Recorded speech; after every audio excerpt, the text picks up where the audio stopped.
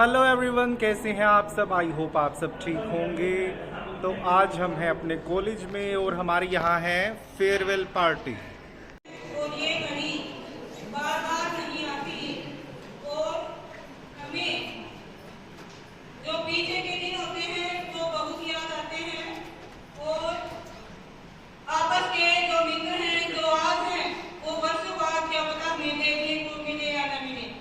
इसलिए आपस में प्रेम से रहना आपके लिए बहुत जरूरी है। मैं कई बार देखती हूँ कि उसने मुझे ये बोल दिया, उसने मुझे बोल दिया और इस बात को बांध कर एक शत्रुता की भावना से ले लेते हैं। इसलिए मेरी आपसे यही गुजारिश है कि आप आगे जिंदगी में हंसते खेलते रहें और इसी तरह के मौकों को गंवाए बिना ही उसमें जरूर हिस्सा बने।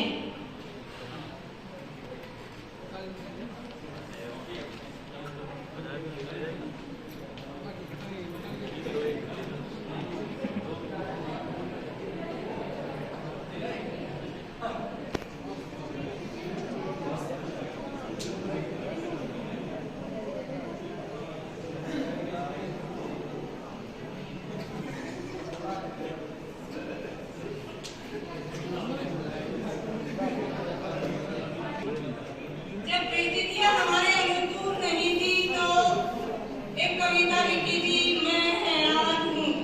और उस समय औरत का बहुत शोषण किया जाता था, रीतिवाद था, अधिकार था। और आधुनिक काल में महादेव वर्मा ने लिखा, लेकिन फिर भी उस समय के हालात ऐसे थे कि उसको पाठ्यक्रम में स्थान नहीं दिया गया। तो वो कविता थी, मैं हैरान हूँ। महादेव वर्मा जी कहती हैं कि मैं हैरान हूँ, क्यों नहीं उठाई उंगली उस तुलसीदास पर जिसने कहा ढोल गवार शूद्र पशु नारी ये सब कारण के अधिकारी। जिसने कहा ढोल गवार शूद्र पशु नारी ये सब कारण के अधिकारी। मैं हैरान हूँ कि क्यों नहीं जलाई किसी औरत ने मनुस्मृति जिसने उनको बांध दिया गुलामी की बेड़ियों में। मैं हैरान हूँ कि क्यों नहीं धिक्कारा किसी औरत ने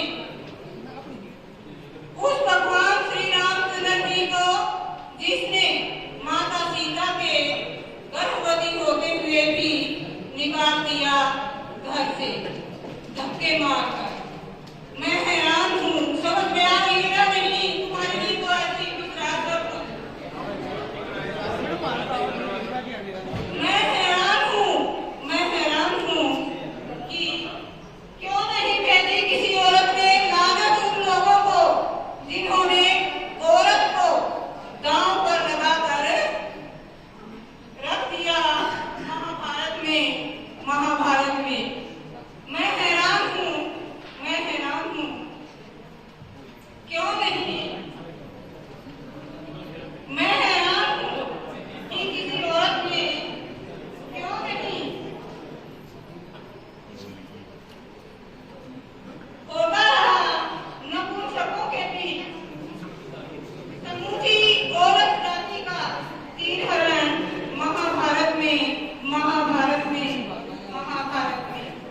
मैं हैरान हूँ यह सोचकर कि किसी औरत ने क्यों नहीं संयोगिता अंबिका और मालिका के दिन दहाड़े अपहरण का नहीं किया विरोध। मैं हैरान हूँ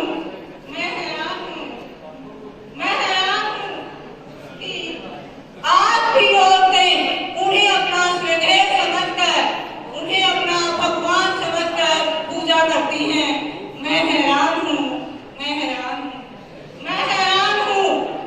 उन औरतों की चुप्पी को देखकर। मैं हैरान हूँ